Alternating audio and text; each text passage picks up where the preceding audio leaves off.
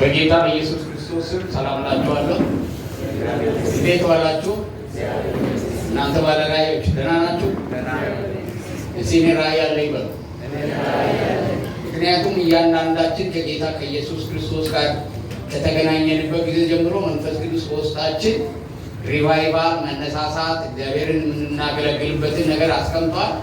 ስለዚህ ያ የግል ራእያችን ነው። ክብር ለእግዚአብሔር ይሁን። ስለዚህ ይሄ ትምህርት የባለ ራእዮች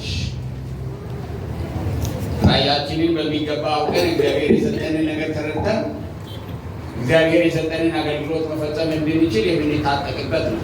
እቺ የምንደረግበት ነው። ወታደር በመሆኑ ብቻ በጦር ግንባር ሄዶ በደንብ ሰልጥኖ ፊዚካሊ በደንብ ሰልጥኖ ካልታጠቀ መዋጋትና ማሸነፍ ፈጽሞ አይችልም። በወታደርነቱና በስልጠናው ላይ ግን ምን መኖር አለበት? መሳሪያ መኖር አለበት። መሳሪያ ከሌለ ጠላትን አታክ ሊያደርግ የሚችልበት መንገድ የለውም። እኛ ክርስቲያኖችም በመዳናችን ብቻ በጌታ በኢየሱስ ክርስቶስ መንፈስ ቅዱስ በመሞላታችን ብቻ እግዚአብሔር ቃል በውስጣችን ባይኖር እግዚአብሔር በሕይወታችን ውስጥ እንድንሰራ የሰጠንን ራእይ ማከናወን እና መፈጸም አንችልም። ስለዚህ እግዚአብሔር በግል ሕይወታችን እንዴት እንደሚሰራ በእኛ ውስጥ ያለው የእግዚአብሔር ሀሳብና ፍቃድ ምን እንደሆነ ማወቅና መረዳት ለዛ መሰጠት የሚገባን በመሆናችን ምክንያት እግዚአብሔር ለቤተ ክርስቲያን የሰጣቸው አገልጋዮች፣ ወንጌላውያን፣ መጋቢያን፣ ሐዋርያት፣ ነቢያትና አስተማሪዎች ምእመኑን እግዚአብሔር ለሚፈልገው ስራ ለእግዚአብሔር ስራ ማስታጠቅና ክርስቶስ ኢየሱስን እንዲመስሉ የማድረግ አገልግሎት ተሰጥቶናልና እኛ አስቀድመን እግዚአብሔር እንደጠራን አውቀን በስራው ውስጥ ያለን አገልጋዮች ይህንን አለማድረግ ከእግዚአብሔር ጋር መጋጨት ስለሚሆንብን ቤተክርስቲያን ለዚህ ነው እንደዚህ አይነት ፕሮግራሞችን የምታቀደው። ስለዚህ እናንተም ደግሞ የነገው አገልጋዮች፣ የነገው መጋቢያን፣ የነገው ወንጌላውያን፣ የነገው የቤተ ክርስቲያን መሪዎች ከወዲሁ ትጥቃችሁን ታጥቃችሁ መሳሪያችሁን ታጥቃችሁ፣ መሳሪያችን ደግሞ እግዚአብሔር ቃል ነው። ከእግዚአብሔር ቃል አንጻር ያለንን ፖዚሽን እና ራእይ አውቀን እግዚአብሔርን እንድናገለግል የሚረዳንን ትምህርት እየተከታተልን ያለ ነው። ትናንትና ላልነበራችሁ ትንሽ የትናንትና አንድ ሶስት ሀሳብ ነው ያነሳናቸውና እነሱን ገረፍ አድርጌ ዛሬ ወደምናነሳው ሀሳብ ሄዳለሁ። ትናንት እዚህ ጋር ያልነበራችሁ ሰዎች ይሄ ትምህርት ርዕሱ ራእይ፣ ባለ ራእይና አስቀጣዮች ወይም እውን አድራጊዎች የሚል ክፍል ያለን ሶስት ነገሮች ናቸው ያሉት። ራእይ፣ ባለ ራእይና እውን አድራጊዎች። ትናንትና ራእይን ነው የተመለከትነው። ራእይ ምን ማለት እንደሆነ፣ ስንት አይነት ራእይ እንዳለ ትናንትና በሚገባ አይተናል። ከአንድ ሰዓት ከሩብ የሚሆን ጊዜ ወስደን።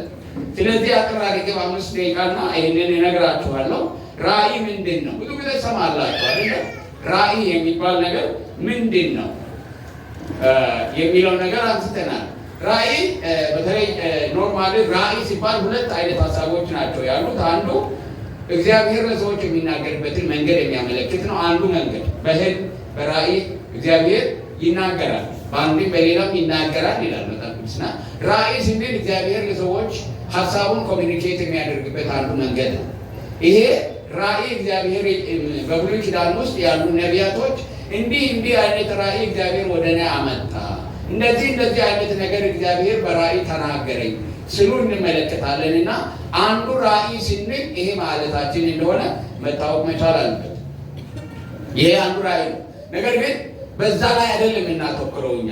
ሁለተኛው ራእይ ደግሞ ሕያው የሆነ እግዚአብሔር በሰዎች ሕይወት ውስጥ አስቀምጦ ሕይወት ዘመናቸውን በሙሉ እንዲኖሩለት በርቀት የሚያሳያቸው የሕይወታቸው ግብ ነው ራእይ ማለት። ስለዚህ ይህንን ራእይ እውን ለማድረግ በተለይም ወደ ክርስቲያኖች በምንመጣበት ጊዜ፣ ወደ እግዚአብሔር ሕዝብ በምንመጣበት ጊዜ እግዚአብሔር ቃል ራእይ ከሌለ ሕዝቡ ምን ይሆናል? መረን ይሆናል። መረን ማለት ሰው ወደ ፈለገበት መንገድና አቅጣጫ እንደ ፍቃዱ የሚመላለስበት አደረጃጀት የሌለበት፣ መዋቅር የሌለበት፣ አለቃ የሌለበት፣ ስርዓት የሌለበት ማለት ነው። ስለዚህ ህዝብ መረን የሚሆነው ራዕይ የሚያሰባስብ አንድ የሚያደርግ የሚመራ ከእግዚአብሔር የመጣ ሀሳብ ስለሌለ ነው። ያ ከጠፋ መረን ይሆናል። ሁሉም የራሱን ሀሳብ የራሱን ፍቃድ የሚከተልበት ሁኔታ ራዕይ ተብሎ ማለት መረን ልቅ ተብሎ ይጠራል። ስለዚህ ህዝብ ልቅ እንዳይሆን ህዝብን የሚያሰባስብ ራዕይ ያስፈልጋልና ያ ራዕይ ደግሞ ከቀጥታ ከእግዚአብሔር የሚመጣ ራዕይ ነው። ራዕይን በተመለከተ መንፈሳዊ ስራ ብቻ አይደለም። በመንግስት መስሪያ ቤት ውስጥ የምትሰሩ እኛም ሰርተን አልፈናልና ፕሮጀክት ሲቀረጥ ወይም አንድ መስሪያ ቤት ሲመሰረት ራዕይ ይኖረዋል። ቤተ ክርስቲያናችን ስትመሰረትም እንደ ቤተ ክርስቲያን ራዕይ አላት። የንጉሱ ሕያው ቤተ ክርስቲያን ምንድን ነው ራዕይዋ ብላችሁ ስትመለከቱ እዛ ቦታ ላይ ተጽፎ ታገኛላችሁ። ምንድን ነው የሚለው? የእግዚአብሔር ቃል ስልጣን በሰዎች ሁለንተናዊ ሕይወት ውስጥ ገዝቶ ማየት ነው። ዳሶን በጣም ሰፊ የሆነ በየጊዜው ቤተክርስቲያን የምትሰራው ስራ ሁሉ በዚች አረፍተ ነገር ውስጥ ተጠቃሎ ነው ያለው።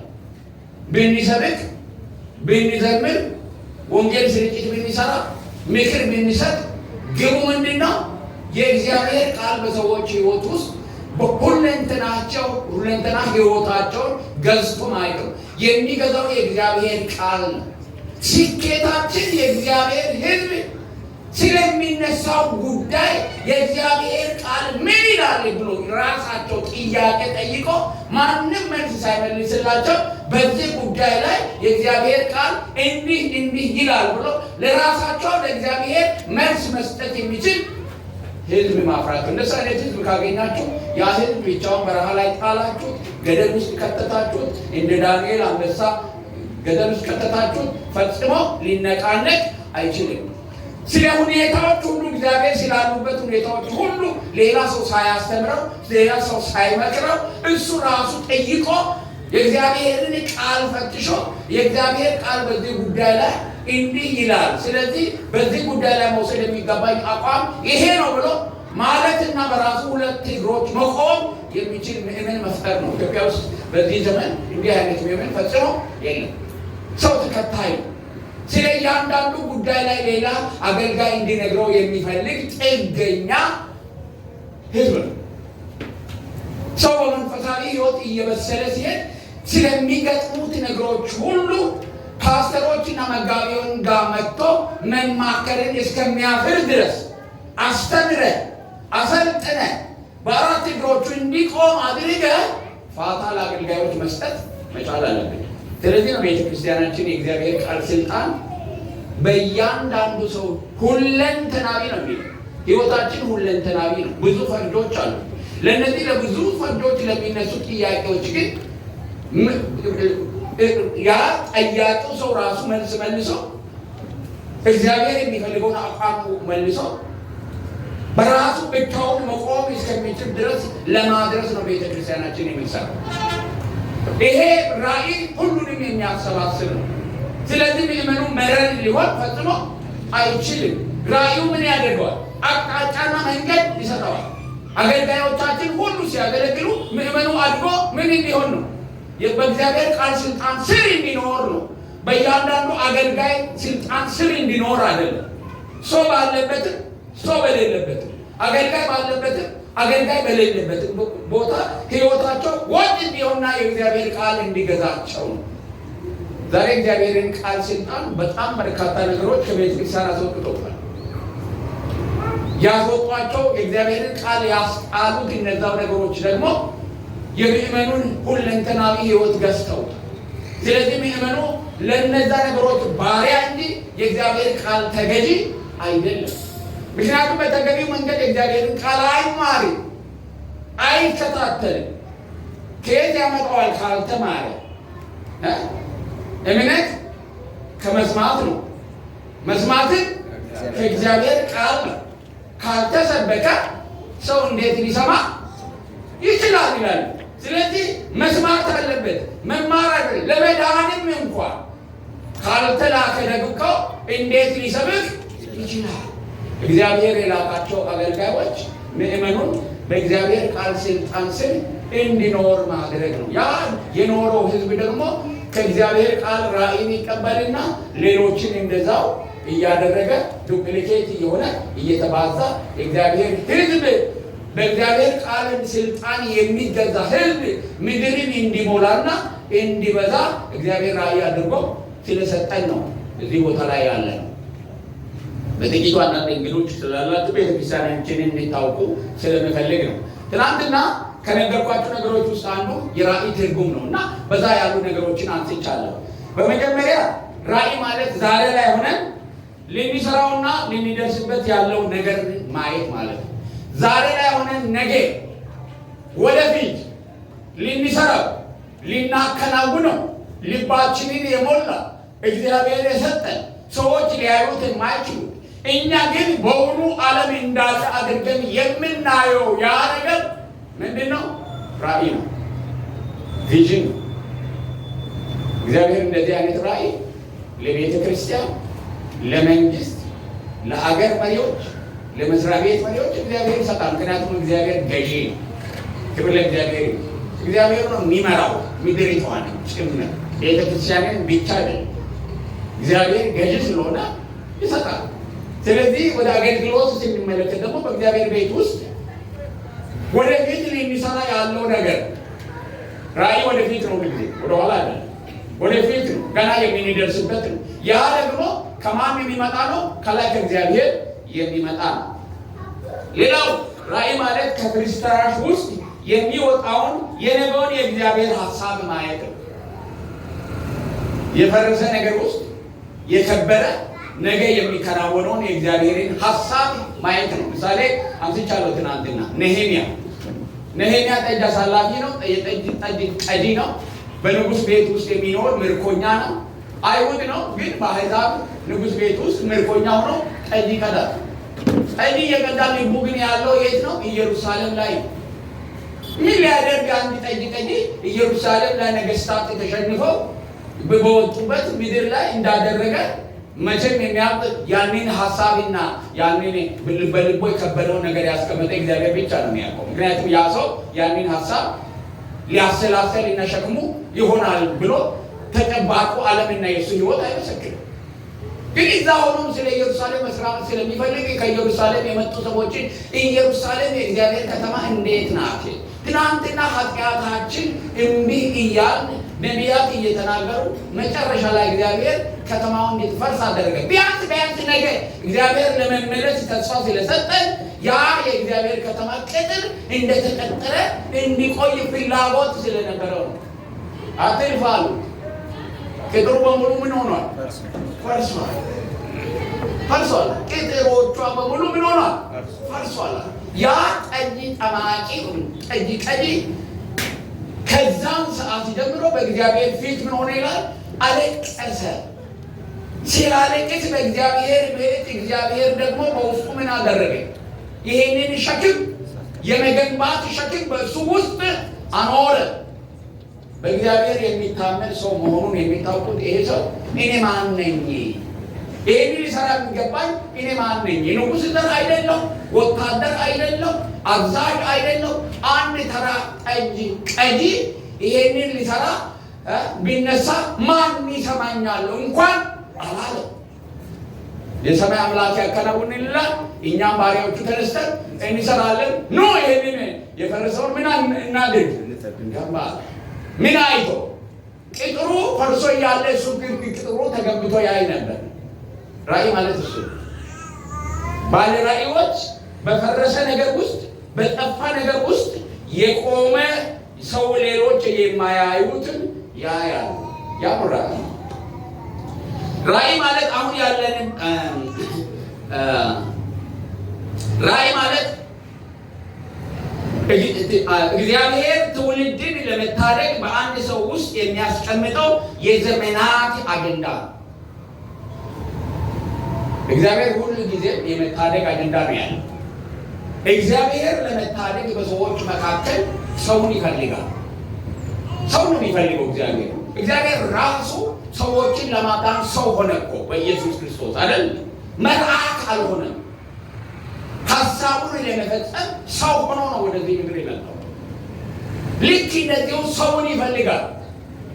ትውልዱን መታደግ የእግዚአብሔር ዓላማ ነው። እግዚአብሔር ለጥፋት ሕዝቡን ስላልፈጠረ ኃጢአት የሰው አለመታደግ ምክንያት ወደ ዓለም የገባው ኃጢአት ትውልዱን እንዳያጠፋ ያንን ትውልድ ከጥፋት የሚያድን ሰው ይፈልጋል እግዚአብሔር። ስለዚህ በዛ ሰው ሕይወት ውስጥ ምን ያደርጋል? በአንድ ሰው ሕይወት ውስጥ የሚያስቀምጠው የመታደግ የዘመናት አጀንዳ ነው። በአንድ ሰው ውስጥ ነው የሚያስቀምጠው። ግን ያ አጀንዳ የማዳን አጀንዳ ነው። የመታደግ አጀንዳ የእግዚአብሔር አጀንዳ ስለመሆኑ ለእግዚአብሔር ራእይ ስለመሆኑ አንዱ መፈተኛ ራእያችን ነው የምንለውን ነገር የእግዚአብሔርን ሕዝብና ሕዝብን ለማዳን መሆን አለመሆኑ ይህንን በደንብ ሕዝብን ለማዳን ወደ እግዚአብሔር ለመመለስ የጠፋውን ለማዳን መሆን አለመሆኑን አንዱ ምልክት ነው። ስለዚህ በጠፋው ሕዝብ ላይ የሚያተኩር ነው የእግዚአብሔር ራእይ። ያንን ወደ እግዚአብሔር የመመለስ ነው በትኩረቱ። ያ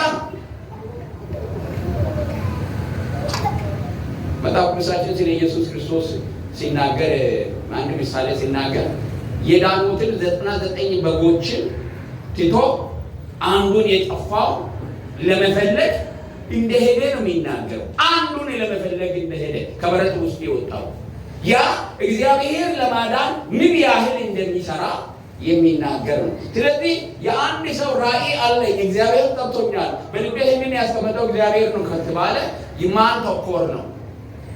ራእዩ ምን ተኮር ነው? ድነት ተኮር ነው? ወንጌል ተኮር ነው? ሰዎች የእግዚአብሔር መንግስትን እንዲወርሱ የሚያስችል ነው? ለዛ አገልግሎት የሚያበቃ ነው ወይ ብለን ሁሉ ጊዜ መፈተሽ ማየት ይኖርብናል። አለመታደል ሆኖ ብዙዎች ራእያቸውን ፍንትው አድርገው አውጥተው እንደዛ አይናገሩትማ። ከእግዚአብሔር ይቀበሉ አይቀበሉ ለማወቅ ራሱ ብዙ ከተጎዳን በኋላ ነው፣ እግዚአብሔር ማስተዋልን ካልሰጠን በስተቀር። ብዙ ሰዎች ከተጎዱ በኋላ፣ ገንዘባቸውን ካጡ በኋላ፣ ንብረታቸውን ካጡ በኋላ፣ ትዳራቸው ከፈረሰ በኋላ፣ መከራ ካዩ በኋላ ነው። ምክንያቱም ትናንትና እንደነገርኳችሁ ሁሉ ጊዜም ውሳኔ የሚወስኑት በውስጣቸው ባለው በእግዚአብሔር መንፈስ ተረድተው ሳይሆን በውጪ በሚሰሙት ነገር ላይ ተረድተው ስለሆነ ለመፍረስ የተዘጋጁ ናቸው። እግዚአብሔር መንፈስ በውስጣችን አለ። የእግዚአብሔር በውስጣችን አለ። የምንሰማውን ነገር ደግሞ የምንፈትንበት የእግዚአብሔር ቃል በእጃችን አለ። ቃሉ በአፋችን እና በእጃችን ሆኖ ተሰጥቶናል። በዚህ ፈትሾ ማየት የሚያቅታቸው ሰዎች የሚማሩት ከጥፋትና ከውድቀት ነው። ከእነሱ ጥፋት ደግሞ ሌሎችም ይማራሉ። ጠቢብ ከሰነፍ ውድቀት ይማራል። ጠቢብ ከማን ውድቀት ይማራል? ከሰነፍ። መጠቁ ሰነፍ የሚለው እግዚአብሔርን ሀሳብና ፍቃድ የማያውቀው ሰው ነው። ሰነፍ እግዚአብሔር የለም ይላል አይደል? ስለዚህ ሰነፍ የሚለው ቃል ከምን ጋር የተገናኘ ነው? እግዚአብሔርን ከማወቅና ካለማወቅ ጋር የተገናኘ። ስለዚህ እግዚአብሔርን የማያውቁ በእግዚአብሔር መንገድ የማይመሳሰሉ ሰዎች ሰነፎች ናቸው። እነዚህ ትናንት ያየናቸው ናቸው። ሌሎችም እዚህ ጋር ምሳሌዎቹ አሉ፣ ማለትም ሀሳቦች አሉ። ይህንን የትናንትናውን ትምህርት የምትፈልጉ ከሆነ ዩቱብ ቻናሌ ላይ ተገባችሁ ትምህርቱ አለ። ከዛ ጋር መውሰድ አውርዳችሁ መውሰድ ትችላል። ለጥፊያ ስለዚህ ማግኘት ትችላላችሁ ማለት ነው በድምፅ።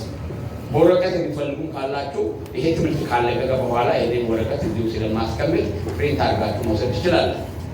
ትንሽ ከታገሳችሁ ደግሞ እነዚህ ትምህርቶች በሙሉ በመጽሐፍ መልክ ስለሚታተሙ መጽሐፉን ገዝታችሁ ሌሎች በርካታ ትምህርቶችን ጭምር ማግኘት የምትችሉበት እድል ስላለ ያመልጠናል፣ ከየት እናገኛለን የሚል ስጋት አይኖርባችሁ። ብዙዎቹ ያው ፌስቡክ እና ቲክቶክ በደንብ ስለሚታዩ ፌስቡክን እና ቲክቶክን እኛ ደግሞ ለወንጌል ስለምንጠቀም እዛ ቦታ ላይ እነዚህ ትምህርቶች ስለምታገኙ አምልጡናል ብላችሁ አትስቡ። ይሁንና የኔን ስም ጻፉና ታገኛላችሁ። ራእይ የራእይ አይነቶችን ደግሞ አይተናል ትናንትና። ራእይ አይነቶች ሁለት አይነት እንደሆነ ተመልክተናል። አንደኛው የግል ራእይ ነው። ሁለተኛው ደግሞ የጋራ ራእይ ነው። የግል ፐርሰናል የሆነ ራእይ አለን ሁላችንም። ይሄ ራእይ ምንድን ነው? የግል ራእይ አንድ ሰው ከእግዚአብሔር ጋር በግል ግንኙነት በሚያደርግበት ወቅት በደህንነቱና በጥር ሁለት ነገሮች ናቸው። በግል ከእግዚአብሔር ጋር የሚገናኝበት ወቅት አንዱ ድነት ነው። ከኃጢአተኝነት ወደ እግዚአብሔር ልጅነት ወንጌልን በመቀበል ዳግም በሚወለድበት ጊዜ መንፈስ ቅዱስ በዛ ሰው ሕይወት ውስጥ ይገባል። መንፈስ ቅዱስ ወደ እሱ ሕይወት ሲገባ ከእግዚአብሔር ጋር ነው ኮሚኒኬት የሚያደርገው። በዛን ወቅት አስቀድሞ በሕይወቱ አጀንዳው ያልሆነው አስቦት የማያውቀው ነገር ግን ሊኖርለት የሚገባ ሕይወቱን ሊሰጥ የሚገባ ነገርን እግዚአብሔር በልቡ ውስጥ ያስቀምጣል። ያ ነገር የሚጠፋ አይደለም። ሁሉ ጊዜ ይንተከተካል፣ ይመረናል፣ ይንቀሳቀሳል። ሕይወት ያለው አይነት ነገር እግዚአብሔር በውስጣችን ያስቀምጣል። ሁለተኛው ጥሪ ነው። በተለይ እግዚአብሔር ለአገልግሎት በተለየ ሁኔታ የሚጠራቸው ሰዎች ጋር እግዚአብሔር እንደገና ኮሚኒኬት በሚያደርግ ለሕይወት ይጠራናል፣ አገልግሎት ይጠራናል እግዚአብሔር። ያንን ምላሽ የሰጡ ሰዎች ደግሞ ወደዛ እግዚአብሔር ወደ ጠራቸው ነገር በሚገቡበት ሰዓት ላይ እግዚአብሔር በውስጣቸው በሕይወታቸው ሊኖሩ ሊሞቱለት የሚገባ ነገር ያስቀምጣል። ያ የግል ራእይ። ይሄ የግል ራእይ አንዳንድ ጊዜ ሌሎች ሰዎች ሊረዱት የማይችሉት በእኛ ውስጥ ብቻ ያለ አንዳንዴ እኛን ኮንትሮቨርሻል ወይም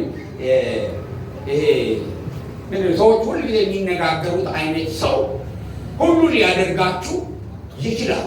እግዚአብሔር በውስጣችሁ የሚያስቀምጠው ነገር ወደዛ ደረጃ እስከምትደርሱ ድረስ የትኛው ምንጣፍ ቢነጠፍላችሁ፣ የትኛው ገንዘብ ቢመጣ፣ የትኛው ምቾት ቢሰጣችሁ ፈጽሞ ሊያረካችሁ አይችልም። ፈጽሞ አይችልም። ያ እግዚአብሔር የሰጣችሁ በውስጣችሁ ያለው ነገር ሄዶ በእግዚአብሔር ጊዜ በሚገጥምበት ሰዓት ላይ ነው እፎይ የሚያሳየው። ምን ሆኖበት ነው የሰውዬ ወዲያ የሚለው? እዚህ ጋር ምን አጣ? ብዙ ሰዎች ሊሉ ይችላሉ። እናንተ ያጣችሁት እናንተና ራእያችሁ አለ መገናኘቱ ነው።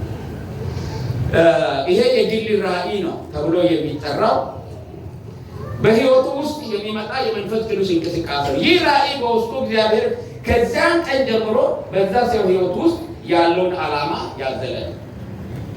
አንዳንድ ጊዜ እግዚአብሔር ብዙ በእያንዳንዳችን ሕይወት ውስጥ ያለ እግዚአብሔር ዓላማ አለው። በእያንዳንዳችን ይሄ የተለያየ ዓላማ ነው። ያንን ግን በጋራ ራእይ ውስጥ ተግባራዊ እንድናደርግ እግዚአብሔር ምን ያደርገናል? አንድ ኮሚኒቲ ቤተክርስቲያን የሚባል ፈጥሯል። በቤተ ክርስቲያን ዓላማና እቅድ ውስጥ እግዚአብሔር ለእያንዳንዳችን የሰጠንን ራእይ እግዚአብሔር በሰጠን ቦታ ላይ ሆነን ያንን እናከናውናለን። በዛን ሰዓት የቤተ ክርስቲያን ራእይ የቤተ ክርስቲያን ተልእኮ ምን እየሆነ ይሄዳል? እየተከናወነና እየተፈጸመ ይሄዳል። የጋራ ራእይ የቤተ ክርስቲያን ራእይ ነው። የግል ራእይ እግዚአብሔር በሕይወታችን ውስጥ ያስቀመጠው ነው። እግዚአብሔር በሕይወታችን ውስጥ ያስቀመጠው በተለይ ከእግዚአብሔር ጋር መንፈሳዊ ራእይን ኢምፕሊመንት የምናደርገው በቤተ ክርስቲያን ውስጥ ነው። በሎካል ቸርች ውስጥ ነው። በአጥቢያ ውስጥ ነው። እኔ ቤተ ክርስቲያን ብዬ ሲጠራ መዋቅሮችን አይደለም። እግዚአብሔር ቃል መዋቅሮችን ቤተ ክርስቲያን ስለማይ ቤተ ክርስቲያን ማለት የዳኑ ሰዎች ስብስብ ነው። ኤክሌሽያ የዳኑ ሰዎች ምን ስብስብ ነው። ወይም በሌላ መንገድ የቤተ መቅደስ ሰዎች ስብስብ ነው። እያንዳንዱ ሰው መንፈስ ቅዱስና እግዚአብሔር በውስጣቸው ስለሚኖር ቤተ መቅደስ ነን። ቤተ ክርስቲያን አይደለንም። ቤተ ክርስቲያን የምንሆነው ምን ስንሆን ነው? ስንሰባሰብ። በዛ በተሰባሰብነው ስብስብ ውስጥ ደግሞ እያንዳንዳችን እግዚአብሔር ራእይ ሰጥቶናል። ያ ራእይ የግል ራእይ ተብሎ ይጠራል። ሁለተኛው ራእይ የጋራ ራእይ ነው። ኮርፖሬት ሁሉን የሚያሰባስብ የጋራ ራእይ። ይሄ የጋራ ራእይ ደግሞ እግዚአብሔር ዓላማውን ለማስፈጸም በአንድ ሰው ሕይወት ውስጥ ያመጣውና የልቡ ሐሳብ ሆኖ ብዙዎች እውን ለማድረግ እውን ማለት ተግባራዊ ለማድረግ የራሳቸው የሚያደርጉት መለኮታዊ ራእይ በአንድ ሰው በኩል እግዚአብሔር ያመጣል። ያ ራእይ ግን መጥቶ ያ ሰው የራእዩ ባለ አደራ እንጂ ባለቤት አይደለም። ሰውን እንደውም ባለ ራእይ ነው ብለን ልንጠራ ፈጽሞ አይገባም። ባለ ራእይ እግዚአብሔር ብቻ። ሰው የራእይ አደራ ባለ አደራ ነው። እግዚአብሔር ያንን ራእይ በእሱ በኩል ወደሚያስፈጽሙት ይልካል። ያ ባለ ራእይ ደግሞ ያንን ራእይ ለነዛ እግዚአብሔር ላዘጋጃቸው አስፈጻሚዎች ያጋራል። እነሱ ደግሞ ያንን ራእይ የራሳቸው አድርገው ይወስዱታል። ለዛ ራእይ ይኖራሉ። ለዛ ራእይ ምን ይሆናሉ? ይሞታሉ። አብያተ ክርስቲያናት በዚህ አይነት መልክ ነው የተመሰረቱት። በአንድ ሰው አማካኝነት ነው እግዚአብሔር ራእይን የሚያመጣው። ያ ራእይ ደግሞ እግዚአብሔር ያዘጋጃቸው ራእዩን የሚፈጽሙ አካላት አሉ። ወደዛ ይወርዳል። እነዛ ደግሞ ምን ያደርጋሉ? ራእዩን ይተገብሩ። ስለዚህ ይሄ የጋራ ራእይ ነው፣ ኮርፖሬት ነው፣ የእግዚአብሔር ራእይ ነው። በባለ አደራ በኩል ነው ወደኛ የሚመጣው። እኛ ደግሞ የራሳችን እናደርገዋለን። ከዛም በኋላ የራሳችን ካደረግን በኋላ የከሌ ራእይ ነው ማለት አንችልም። እንችላለን። የኔ ራእይ ነው የምንለው። በዛ ራእይ ውስጥ ስፍራ አለኝ፣ የማስፈጽመው ነገር አለኝ። ያንን እግዚአብሔር አስቀድሞ እኔ ለግሌ የሰጠኝን ራእይ ተግባራዊ የማደርገው በዚህ በጋራ ራእይ ውስጥ ነው ብለን በዛ እንድናይ ያደርገናል። እግዚአብሔር ራእዩን ለአንድ ግለሰብ ይሰጥና ብዙዎች ራእዩን ለራሳቸው አድርገው ተቀብሎ በራእዩ እየተመሩ እንዲያስፈጽሙ እና እንዲቀጥል እንዲያደርጉ ይጠራቸዋል። ኮልድ ሰዎች ወደ ራእይ ይጠራሉ፣ ተግባራዊ እንዲያደርጉ እንዲያስፈጽሙ። የንጉሥ ያው ዓለም አቀፍ ቤተክርስቲያን ራእይ የእግዚአብሔር ቃል ስልጣን በሰዎች ሁለንተናዊ ሕይወት ውስጥ ገዝቶ እንዲታይ የሚያደርጉ ሰዎችን እግዚአብሔር ይጠራል።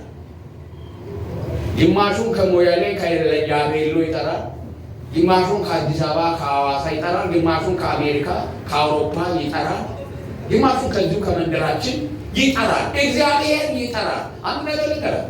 እግዚአብሔር ሳይጠራችሁ ወደዚህ ራእይ መምጣት ፈጽሞ አትችሉ። አንዳንዶቹን ምናልባት በዚህ ቦታ ላይ ያላችሁ እግዚአብሔር በሌላ ቦታ ላይ የሰጠውን ራእይ ኢምፕሊመንት እንዲታደርጉ የጠራችሁ ሰዎች ትሆናላችሁ። ያ ከሆነ ደግሞ እዚህ ጋር ያሳክካችኋል። ሁሉ ነገር አይመቻችሁም። እናንተ ቦታ አይደለም አይደለም። ባላችሁበት ቦታ እንደሱ አይነት ስሜት የሚሰማችሁ ከሆነ ጌታ ሆይ የኔ ቦታ የት ነው ብላችሁ የሰጠኝን የውስጥ ራእይን የት ጋር ነው የምተገብረው ብላችሁ ጠይቁ። እዛ ቦታ ላይ አትተሻሉ። የእናንተ ስፍራ እዛ አይደለም። በሰው ራእይ ውስጥ ገብታችሁ አትተሻሉ።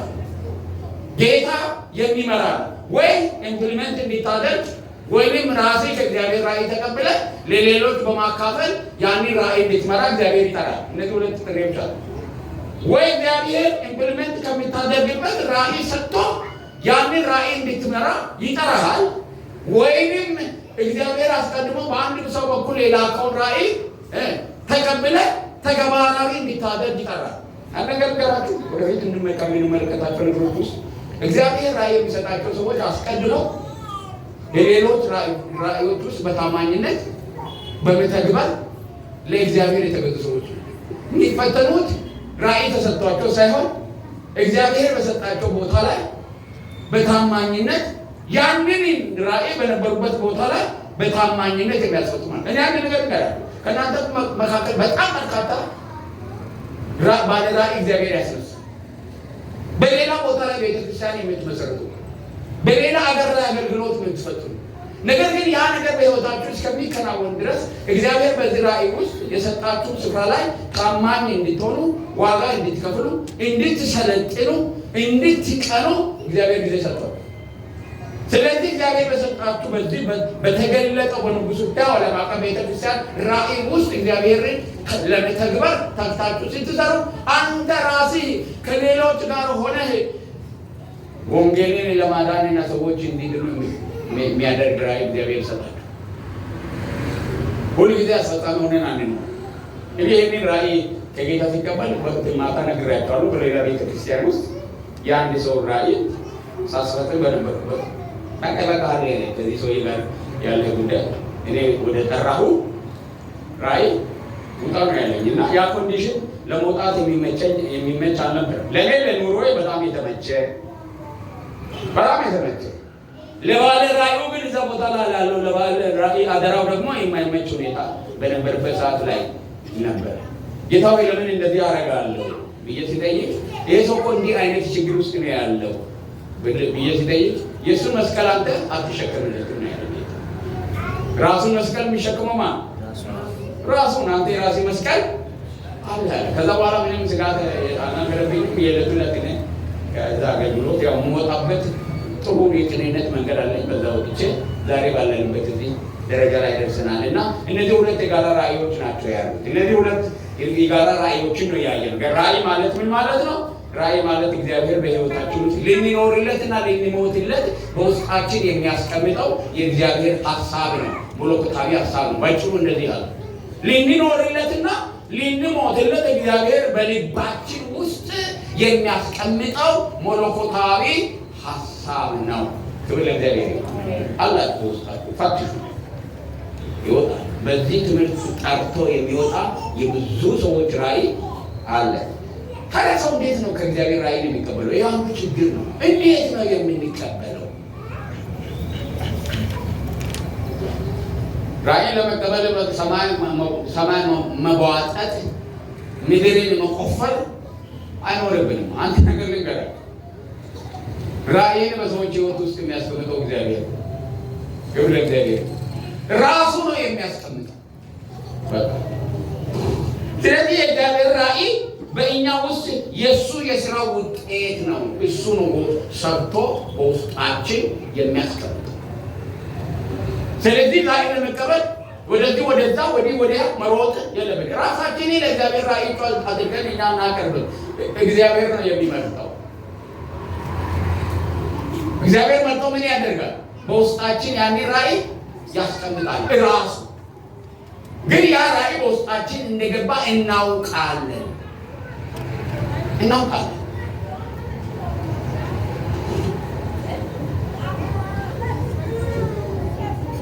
እሱ ራሱ ራእዩን በሰው ውስጥ ይፈጥራል። እኛም እንዲሁ ወደ ውስጣችን እንቀበላለን። እኛ ምን እናደርጋለን? እንቀበላለን። እሱ ግን ምን ያደርጋል? ይፈጥራል በውስጣችን። ከእግዚአብሔር ጋር ኮሚኒኬሽን ያለን ሰዎች ነን እኮ። አንዳንድ ጊዜ ርቀን ነው የምንኖረው። አንዳንድ ሰዎች ብቻ ከእግዚአብሔር ጋር የሚገናኙ የሚመስለኝ ሰዎች አሉ። ምክንያቱም እንደዛ አድርጎ ሰውንና እግዚአብሔርን የለየ ትምህርት ስላለን። ከጌታ ከእግዚአብሔር ጋር ስንኖር አባትና ልጆች ሆነን ነው የምንኖረው። ክብር ለእግዚአብሔር። አባትና ልጅ ደግሞ ሲነጋገር ነው የሚኖረው። በዛ ንግግር ውስጥ እግዚአብሔር በውስጣችን ያለውን ነገር አጉልቶ ያሳየናል። ሁለተኛ ራእይ፣ የእግዚአብሔር ራእይ የእርሱን ፍቃድ ለማወቅ እና ለማድረግ ካለን መሻት ያነጫል። እንደማን ያለቀሰው የቆመው ማን? እንደ ነህምያ ይማነጫል። መሻት ለማገልገል የእግዚአብሔርን ሀሳብ ለመፈጸም ስንሻ ከውስጣችን በዚህ ጥረት ውስጥ ስንገኝ እግዚአብሔር በዛ በለመለመ ልብ ውስጥ ያመጣና የምትሰራው ነገር ጠብ ያደርጋል። ክብር እግዚአብሔር ታውቋል። ወይ ከዛ በኋላ ለዛ ነገር የምትኖር ትሆናለህ። ሌላው እግዚአብሔር ራእይን የሚታይ የእግዚአብሔር ራእይ ደግሞ ለባለ ራእዩ ወይም ለባለ ራእይ ለራእይ ባለ አደራው የሚታይ የሚደመጥ የሚለማመዱት ግላዊ እና ትንቢታዊ ነው። ትንቢታዊ ማለት ወደፊት የሚሆን ነው። ራእይን የተቀበለ ሰው ራእይ ብዥታ አይደለም። እሱ ሕይወት እንዳለው ነገር ያየዋል። እግዚአብሔር አንድን ሰው ቤተክርስቲያን እንዲያደራጅ ወይም እንዲተክል ራእይ ሲሰጠው ቤተክርስቲያን ተተክሎ የሚያየው አብያተ ክርስቲያናት ተተክሎ የሚያየው ከዛ ራእዩን ከተቀበለበት ቀን ጀምሮ እንጂ እንደዚህ ተተክሎ ሲታዩ አይደለም። አሁንማ ማንም ሰው ያየዋል እዚህ ጋር አይደል? ቤተክርስቲያን አለች እዚህ ጋር ህዝብ አለ ይታያል። ባለራዕይ ግን እንደሱ አይደለም። ድሮ ነው ከእግዚአብሔር ሲቀበል አለ። እኔ አሁን የንጉሱ ያ ቤተክርስቲያን ዓለም ላይ ነው ማለት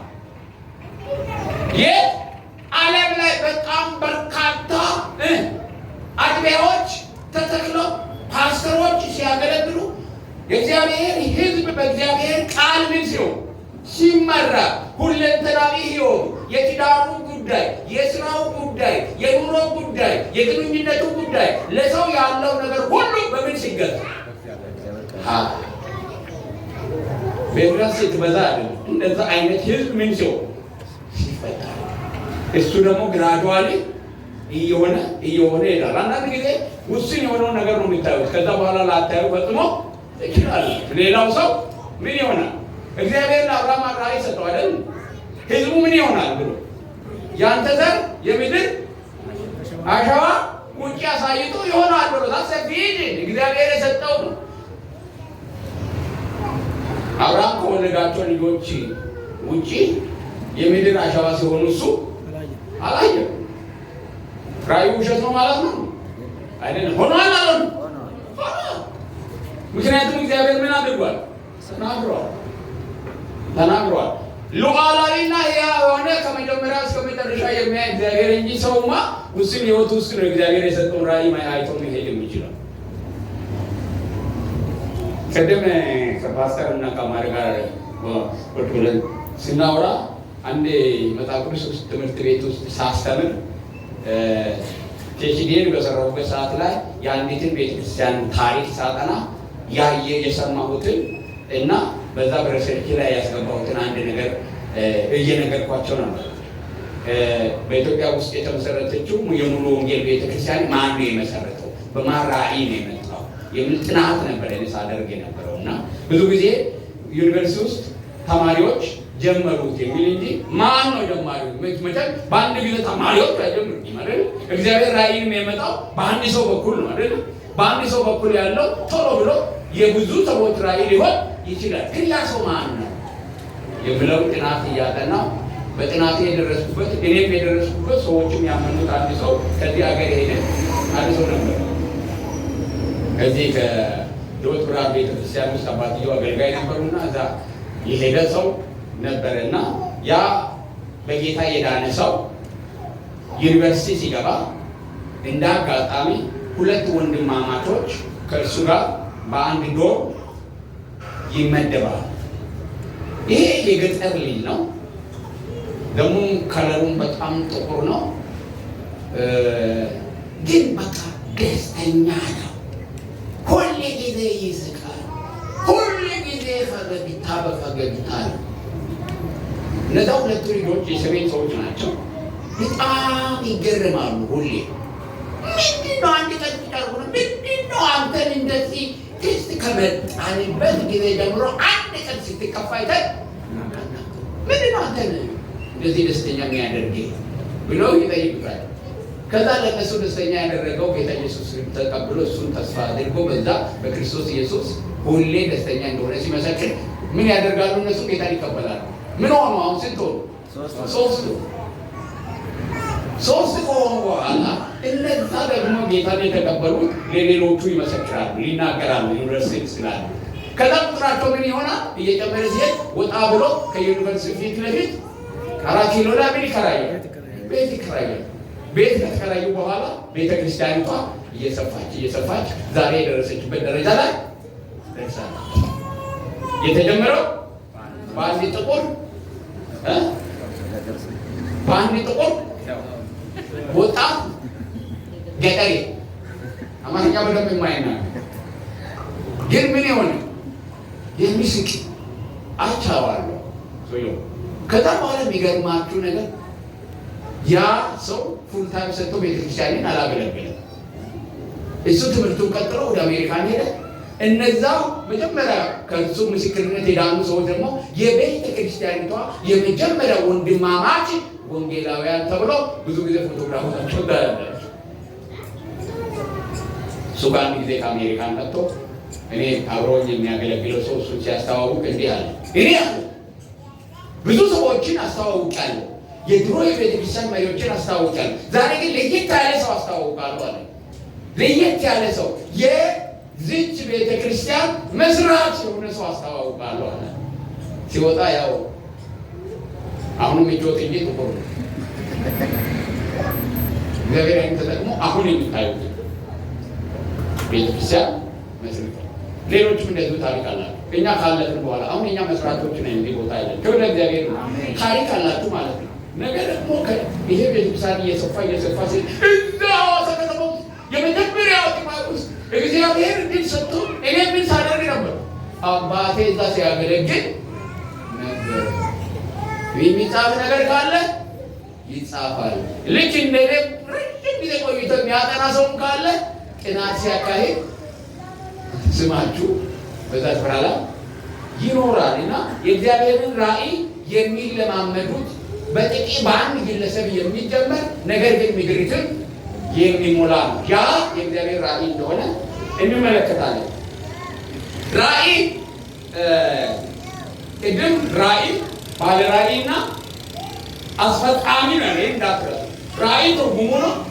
ባለ ራእይ ወይም ባለ ራእይ አደራ ደግሞ አለ። ግለሰብ ከጌታ የሚቀበል አስፈጻሚዎች ወደ መሬት የሚያወጡ ናቸው። ባለ ራእይ ራእይን ተግባራዊ እንዲያደርግ የተጠራ አይደለም። ተግባራዊ እንዲያደርጉ የተጠሩ ኢምፕሊሜንተሮች ናቸው። እሱ ራእይን ተቀብለው ለሌሎች ምን የሚያደርግ ነው? ኮሚኒኬት የሚያደርግ ነው፣ የሚያስተላልፍ ነው።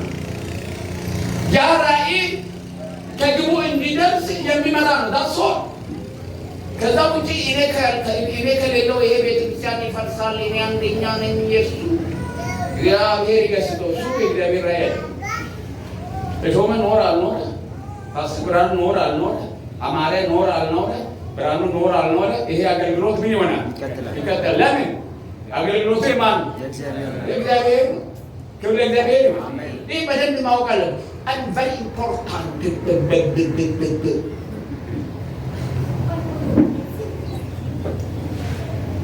ብዙ ባለሀብቶች ታውቃላችሁ አይደል? እዚህ ሀገር ብዙ ባለሀብቶች በጣም ሀብት ይኖራቸውና እነሱ ከሞተ በኋላ የብዙ ሰዎች ሀብት ምን ይሆናል? በትን ብሎ ይጠፋል። አንዳንዴ ልጆቻቸውን ይጠፋል። አንዳንዴ ያላቸው ነገር ይጠፋል። ታሪካቸው ከዛ ሰው በኋላ ፈጽሞ አይኖርም። አንዳንዶቹ ግን ብልሆች ሀብታቸውን እና ነገሮቻቸውን ፒኤምሲ ያደርጉና ወዴት ይለውጡታል? ወደ ካምፓኒ ይለውጡታል። ልጆቹ ምን እንዳይሆኑ ቦጫጭቀው እንዳያጠፉት፣ ግን እንደ ሰራተኛ ደሞዝ እና ጥቅም ከዛ እያገኙ ስራው ግን ምን እንዲሆን እንዲቀጥል ያደርጋሉ። ብልሆች በምድር ላይ ማለት ነው። ብልሆች እንደዛ መሆኑ አገልጋሎች ህይወት እንትና ንብረታቸው ማን ነው ሀብታቸውን የሚያስቀጥሉ ሰዎች አሉ። የእግዚአብሔር ራእይ ግን ዘላቂ ነው፣ ተላላፊ ነው። ስለዚህ አሁን ደግሞ ባለ ራእዩን እናያለን። ራእይ በባለ ራእዩ ውስጥ የሚፈጥራቸው ምልክቶች አሉ። አንድን ሰው እነዚህ ምልክቶች በሱ ውስጥ የምትመለከቱ ከሆነ በዛ ሰው ህይወት ውስጥ እግዚአብሔር የሰጠው ራእይ አለ፣ ምልክቶች አሉ። ባለ ራእይ ወይም ባለ አደራ እና አስፈጻሚ በዓለም ላይ ሊደርና ማናጀር ተብሎ ወይ መሪና አስተዳደር እንደማለት። ሊደር ሁሉ ጊዜ ወዴት ያያል? ወደፊት ያያል። ማናጀር ደግሞ እያንዳንዷ ከህግና ከአሰራር አንጻር ተግባራዊ ኤቭሪቲንግ ወደ መሬት መርገጡን ሁሉ በማናጀር በኩል መሬት ላይ የሚደረገው እንትኑ መሪ ሁሉ ጊዜ ወደፊት ነው። አንዳንድ ጊዜ ማናጀር እና መሪ አብረው መሄድ ይቸገራሉ። ማናጀር የህግ ሰው የደንብና የመመሪያ ሰው ነው። መሪ ግን ምንድን ነው? ወደፊት እያየ የሚሄድ ነው። ያ ነገር ወደ መሬት እንዴት እንደሚወርድ እሱ አያውቅም። ያንን ወደ መሬት የሚያወርደው ምንድን ነው? ማናጀር ነው። ባለ ራእይ እና በራእዩን ተግባራዊ የሚያደርጉ ሰዎች እንደዚሁ ናቸው። መሪዎችን የምንለይባቸው መለያዎች እንዳሏቸው ሁሉ የራእይ ባላደራዎችንም እንለያቸዋለን። አንደኛና የመጀመሪያው ነገር ባለራእዩን ያፈጥነዋል፣ ተጠርቻለሁ ያሰኘዋል። አንድ ራእይን ከተቀበልን በኋላ ህይወታችን ወደ ብቸኛ አቅጣጫ ያቀናል። አንድ ራእይን ከተቀበልን ስለሚወሰን እርሱን ከማገልገል ውጪ መሆን ፈጽሞ አንችልም። ያ ራእይ ከዛ ሰው ህይወት ጋር ደምና ስጋ ሆኖ ይዋሃዳል። ከዛ ውጪ የትኛው ነገር ብታሳዩት ፈጽሞ ሊታታልሉትና ከራእዩ ልትጥሉት አትችሉም። ስለዚህ ተቃርቻለሁ፣ እግዚአብሔር አደራ ሰጥቶኛል፣ ከዚህ ቦታ ላይ መነቃነቅ አልችልም ይላል። ገፍታችሁ ልታደርጉታችሁ። ለምሳሌ ጳውሎስን ስትመለከቱ ሐዋርያት ሥራ ምዕራፍ 9 ከ1 እስከ 13 ላይ ስለዚህ ስለ ራእዩ ይናገራል እንዴት አድርጎ ከራእዩ ጋር እንደተጣበቀ። ኢሳይያስንም ስትመለከቱ ምዕራፍ 6 ላይ ከቁጥር 1 እስከ 8 እንዴት እግዚአብሔር ከሰጠው ራእይ ጋር እንደተጣበቀ ያ ራእይ ምን እንዳደረገው ይናገራል። ሙሴን ዘጸአት 3 እና 4 ላይ ይህ ነው ሲያደርግ ነው የምንመለከተው። ስለዚህ ምን ያደርገዋል? ያነቀዋል። ሁለተኛ ያነሳሳዋል፣ ሞቲቬት ያደርገዋል። ይችላለሁ፣ ይቻላል። የይቻላል ቋንቋ የሚመነጨው ከባለ ራእይ ምንም አይቶ አይደለም። በውስጡ ግን ምን አለው? እምነት አለው። ዝም ብለው ይቻላል ይባላል አባል። ምክንያቱም ዛሬ ይቻላል ብለን ነገ ሳይቻል ሲቀር ለአፍሪሆን ሰዎች ምን ይሉኛል ሊል ይችላል። ባለ ራእይ ግን እንደሱ አይደለም። ምክንያቱም አይቶታል። እሱ እኮ አይቶታል፣ በደንብ ነው ያለው። ቤተክርስቲያን ተተክላ ነው ያለው። ተነሱ አይደል ያለው ያ ጠንጀ ሰላፊ፣ ተነሱ የሰማይ አምላክ ያከናውንልና እኛ ባሪያቱ ተነስተን እንሰራለን። የኢየሩሳሌም ቅጥር ይሰራል፣ ይቻላል ያሰኛል። ምን ዋጋ አለው እንግዲህ የነገር መበላሸቱ ነውና ከዚህ በኋላ ምን ዋጋ አለው? ምንም ሊሆን አይቻል ብሎ ባለ ራእይ ፈጽሞ አይናገር። ሌላው ራእይ ሶስተኛ ምን ያደርጋል? ባለ ራእይ ውስጥ ያስወስነዋል፣ ውሳኔ ለራእዩ ብቻ ያሰኘዋል፣ ያስወስነዋል። ለሌላ ነገር አይደለም፣ ያስወስነዋል። ከዚህ የተነሳ ከብዙ ሰው ሁሉ ሊጋጭ ይችላል። ከቤተሰቡ ሊጋጭ ይችላል። ከሚስቱ ሊጋጭ ይችላል። ከልጆቹ ሊጋጭ ይችላል። እሱ የሚኖረው ለራእዩ ነው። ለራእዩ ካልተረዱት፣ ባለም ራእይ መሆኑን ካላወቁ፣ ያንን ራእይ ሰምቶ የራሳቸው ካላደረጉ አብሮ መቀጠል ባልና ሚስቱ እንኳን ይቸገራሉ።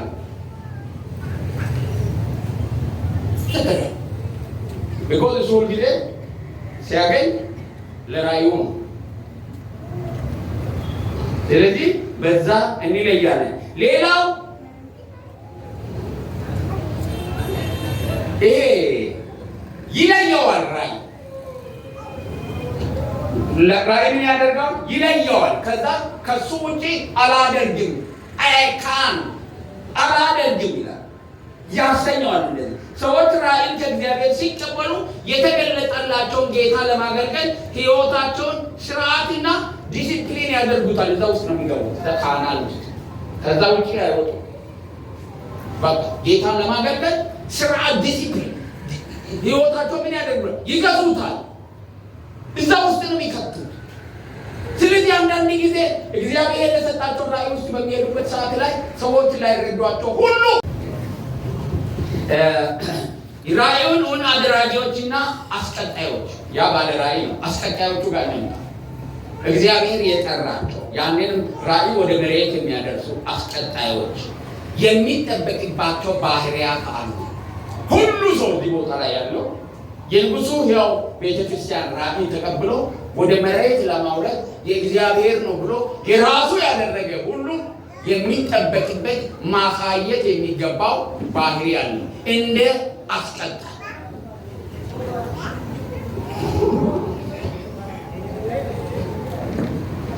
እግዚአብሔር ለሙሴ ራእዩን እውን ለማድረግና ለማስቀጠል ሰዎችን እንደሰጠው ሁሉ አሁንም ለባለ ራእዮች የሚያስፈልጋቸውን ሰዎች እግዚአብሔር ምን ያደርጋል? ይሰጣቸዋል። ለሙሴ ማንን ነው የሰጠው? እግዚአብሔር ራእዩን እስራኤልን አውጣ ካለ በኋላ ሙሴ በራሱ ደካማ በሚያውቃቸው ምክንያት የሚስል እኔ መናገር አልችልም አፌ ኮልታፋ ነው ሲል ምንድን ነው ያለው? በጣም ተናጋሪ ወንድም አለህና እሱን አሮንን እሰጥሃለሁ፣ እሱ እንደምን ይሆናል? እንደ አፍህ ይሆናል። አስቀጣይ ማለት ነው። ያንን አሮንን ለሙሴ የሰጠው እግዚአብሔር ራሱ ነው ሴሌክት። ስለዚህ አስቀጣይ የሚሰጥ ማን ነው? እግዚአብሔር ነው። ሙሴ ያለ አሮን ያንን አገልግሎት መፈጸም አይችልም። አስቀጣይ አድርጎ ነው እግዚአብሔር ሲሰጠው የምንመለከተው አሮን።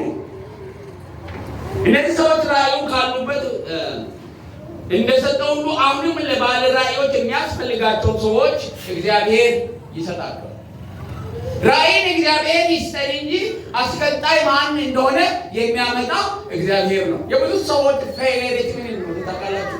አንዳንድ ጊዜ እውነተኛ ራእይን እግዚአብሔር እየሰጣቸው ሰዎች ለራሳቸው ያንን ራእይ ለማስፈጸም የራሳቸውን ሰዎች ምን ያደርጋሉ? ይመርጣሉ። እነዛ የመጡት ሰዎች በእግዚአብሔር የተጠሩ ስላልሆኑ የእግዚአብሔርን ራእይ መተግበር ፈጽሞ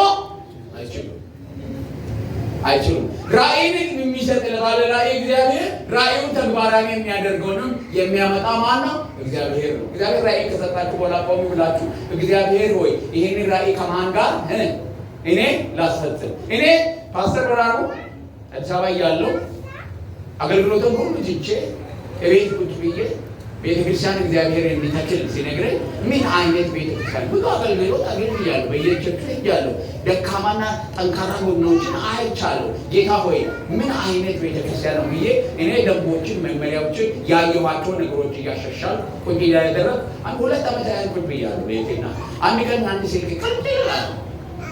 ስልኩ የተደወለው ከፓስተር ብርሃኑ እዚህ ጋር ያለው ማለት ነው። እኔ እስከዛ ድረስ እግዚአብሔር ራእይ እንደሰጠኝ አውቃለሁ። ያንን ስለማውቅ ደግሞ እየተዘጋጀው ጽሁፎችን አሁን እኔ የማነበው የዛን ጊዜ የተዘጋጀ ትምህርት ነው። ያንን እያዘጋጀው አለው። አንድ ቀን ግን ስልክ ደወለ። ስልኬን ከየት እንዳገኘ እንዳለ የት ነው ስልክ የተቀያየር ነው። እኔ ባይብል ኮሌጅ እያለሁ እዚህ ላይ እንደማላውቅ ምንድን ነው ጌታውን በሻ ህንፃ ላይ እኔ ዝም ብያ እንትኑ ያ አንተን ብቻዬን እንትን ያ እዛው ላይ ህንፃ ላይ እና እዛ ስልክ ተቀያየረ። እዚህ ቸርች እንተዋወቃለን። ረጅም ዓመት ሆኖናል። ስልክ ተቀያየርን። አንድ ቦክ ለካ ያንን ስልክ እሱ ይዟል። እኔ ጋር የለም ስልኩ ጠፍቷል። ስልኩን አላውቀውም። ዝም ብያለሁ ሳወራ ፓስተር ብርሃኑ ነኝ። ምን እየሰራህ ነው? ትንሽ ተጫውተናል። የዛ ጊዜ የሆነች ነገር ተጫዋውተናል። ከዚህ ከራእዩ ጋር ያለና ተለያይተናል። ከዛ በኋላ ምን እየሰራህ ነው? ከዛ በኋላ ምን እየሰራሁ እንዳለው ቁጭ ብለን እንነጋገራለን ብዬ ቀጠልኩት። አንድ ካፌ ላይ አያውለት ቁጭ ብለን እግዚአብሔር በውስጤ ያስቀመጠው መገናኛ ካፌ ቁጭ ብለን አወራ። ረጅም ሰዓት ነው። ለካ እኔ የምናገራቸው ነገሮች በሙሉ እግዚአብሔር ለሱ አስቀድሞ በራእይ የሰጣቸው ናቸው። መጨረሻ ላይ በቃ እኔ ገብቶኛል። እግዚአብሔር ይሄንን እንዲተገብር አስቀድሞ አሳይቶኛል። ስለዚህ በዚህ ራእይ ውስጥ አብረን እንቀጥላለን። ክብር ለእግዚአብሔር ነው። እንዳልሆን ማለት ነው። ከዛ በኋላ ይሄ መሬት ላይ ይሄ ራእይ የወረደው በማን ነው? ታውቃለህ? እግዚአብሔር በዛ ላይ ሰዎች እየጨመረ መጣ። ዛሬ ያለውን እግዚአብሔር ፍሬ አሳየ። ስለዚህ እግዚአብሔር ምን ይሰጣል? አስፈጻሚ ኢምፕሊሜንተር እግዚአብሔር ይሰጣል። እኔ ያን ወደዚህ አገልግሎት ከመምጣት በፊት ለአንድ ሰው እግዚአብሔር የሰጠውን ራእይ ኢምፕሊሜንት አደርግ ነበር። አስፈጻሚ በታማኝነት አንዳንድ የማላምናቸው ነገሮች እንኳን በዛ ሰው ራእይ ውስጥ ቢኖሩ እንኳን እኔ ግን እነዛ ነገሮች ሳላጎላ እግዚአብሔር የሰጠኝን እድል በታማኝነት ቤተክርስቲያን ሳደራጅ መመሪያ ስሰጥ ስልጠናዎችን ለ6 ለ7 ወራት በመስጠት አገልጋዮችን ሳደራጅ ቆይቼ ነችን በቃ ብሎ እግዚአብሔር ለራእይ የሰጠኝ። ሁልጊዜ ኢምፕሊመንተር ብቻ ሆኖ አይኖርም። አስፈጻሚ ሆኖ ብቻ አይኖርም። ቅድም እንደነገርኳችሁ በታማኝነት በምናስፈጽምበት ጊዜ እግዚአብሔር የኛን ህይወት የሚለውጥ ወይም የህይወታችን ግብ የሆነውን ዓላማ ይሰጠናል ማለት ነው። እግዚአብሔር አስፈጻሚ ማደረገን ራእይ ማደረገን ልዩነት አለው የለውም? ምክንያቱም ስራው የማን እግዚአብሔር ነው። ክብር ለእግዚአብሔር ይሁን። እዚህ ሀገር ላይ ከመጣ በኋላ ደግሞ ያው እነሱ ደግሞ ተንከራተትን፣ ብዙ ወጣን ገባን ቀረ። መጨረሻ ላይ ሁለታችን ተፍ ስንል እግዚአብሔር ወንጌላዊ ብርሃኑን አማረን አመጣን። ከላከን ምን ሆነ? ቁጥራችን እየጨመረ መጣ። ጥቂት እንደቆየን ደግሞ ሰብሰብ ያሉ 18 ናቸው። ስንት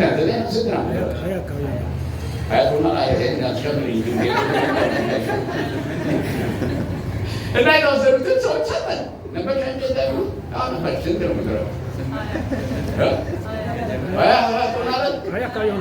አካባቢ የሚሆኑ እዚህ ጋር ተሰብስበው ጌታው ከማን ጋር ወዴት አንድ ሰውዬ በጌታ በኢየሱስ ስም እነዚህ ሰዎች አልፈልጋቸውም ብሎ ማዘጋጃ ቤት ወስዶ ምን አለ አስፈርሞ ሰዎች አልፈልጋቸውም ከላይ አንሱልኝ ብሎ እዛ ከዛ ማዘጋጃ ቤት ደግሞ ይሄም ስልክ ደውሉና አማርኛ የሚያውቁ አገልጋይ ታንተጋምስ ቆይ አማርኛ ጋር የሆነ ሌላ አገልጋይ ከብርሃኑ ጋር የሚታወቅ አገልጋይ የብዙ ጓደኛ ወስዶ ከአማርኛ ጋር ከዛ በኋላ ከማረና እኔ ጋር አንድ ላይ ተገናኘ። ከማረና እሱ ጋር አንድ ላይ ተገናኘ። እኔ ነው አላው እሱ አዲስ አበባ ጠፍቶ ነው ሙቴታ አዲስ አበባ ነው ጀራና ሲከኝ ቆይታ አዲስ አበባ ዩኒቨርሲቲ ኮሌጅ ማስተማር ነው። ሁለታው ነው እንደዚህ ያካል ሴሎ አንሳ የዲናሮ ረሳይ ሰዘረና ያገለገልን ምን አል ከዛም በኋላ እሺ ትንሽ ተንፈስ ልበል ብዬ ነው ወደዛ ሄጃለሁ። እግዚአብሔር ደግሞ እነሱን አገናኝቶ ከዚህ ተቀይቷና እርጋይ ይዘ ያው ሲመጣ የነበረው ሁኔታ ታውቃላችሁ። እግዚአብሔር እዚህ ጋር አደረሰ። አያችሁ ግራዱዋሊ ነው እግዚአብሔር የሚሰራ የእግዚአብሔር ስራ ቀስ ተብሎ በጊዜያት ውስጥ የሚሰራ ስራ። ዛሬ የሚታየው ሰው እዚህ ቦታ ላይ የ7 እና የ8 ዓመት የስራ ውጤት እግዚአብሔር እንደ ባህር ዛፍ ቅጠል ታውቃላችሁ አይደል? ባህር ዛፍ ቅጠል ይሳብ ለኮስ ክብሪቷን እንዳደረጋችሁ ይልና ከ5 ደቂቃ በኋላ ከ10 ደቂቃ በኋላ አመዱ የለም። እንደሱ አይነት አይደለም እግዚአብሔር። ባለፈው ጊዜ ነግራችኋለሁ። ልጅ ወልደን እንደምናስያድገው አንድ ልጅን ብቁ ለማድረግ ስንት ዓመት ቢያንስ ያስፈልጋል? 18 ዓመት በየደረጃው እያደገ የእግዚአብሔር ራእይን በዛ መልክ ነው የሚያደርጉና ይሄ ቡግ የሚል ነገር አትመን እሱ ውስጥ እግዚአብሔር ላይኖርበት ይችላል። አርቲፊሻል እሳት ሊሆን ይችላል። ትንሽ እሳት ውስጥ እኮ ነዳጅ ካደረጋችሁ ምንድን ነው? ግን እውነተኛ ነው እንዴ? አይደለም። የእውነተኛው እሳት ግን ቀስ እያለ ነው እየበላ የሚሄደው። የእግዚአብሔር ራእይም እንደዛ ነው የሚሄደው እና ኢምፕሊመንተሮችን ተግባራዊ አድራጊዎችን እግዚአብሔር ነው የሚሰጠው። እነዚህ ሰዎች ለራእዩ መሰረት ወይም ልብ እጅግ እየቀረቡ እንደመሆናቸው መጠን እነዚህ አስፈጻሚዎች ልብ የቀረቡ ናቸው። ለባለ ራእዩም ልብ የቀረቡ ናቸው እና የነሱ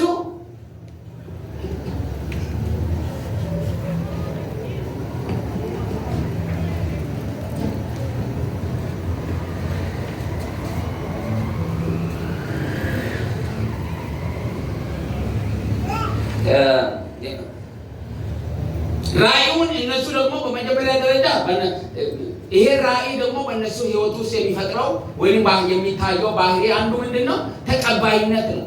ራእዩን ተቀብሎ የራሱ ማድረግ ይጠበቅበታል። አንድ ኢምፕሊመንተር ይሄ ራእይ የኔ ነው። ልክ ማስተራኑ እንዳለ ይሄ ራእይ በእኔ ውስጥ ያለ ነው። ከዚህ በኋላ ይሄ ራእይ የማን ነው?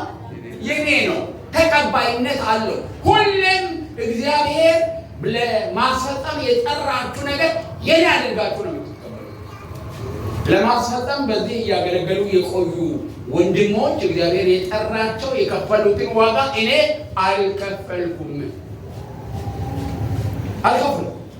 ሊከፍሉ ያስቻላቸው የተመቻቸ ሁኔታ ኖሮ ሳይሆን ያ ራእይ የእግዚአብሔር ራእይ ለነሱ የተሰጠ እንደሆነ በማመናቸው ምክንያት ነው። ለምን እኔ ወደ አዲስ አበባ ሲሄድ አልሄድኩም ወደ ቤታቸው።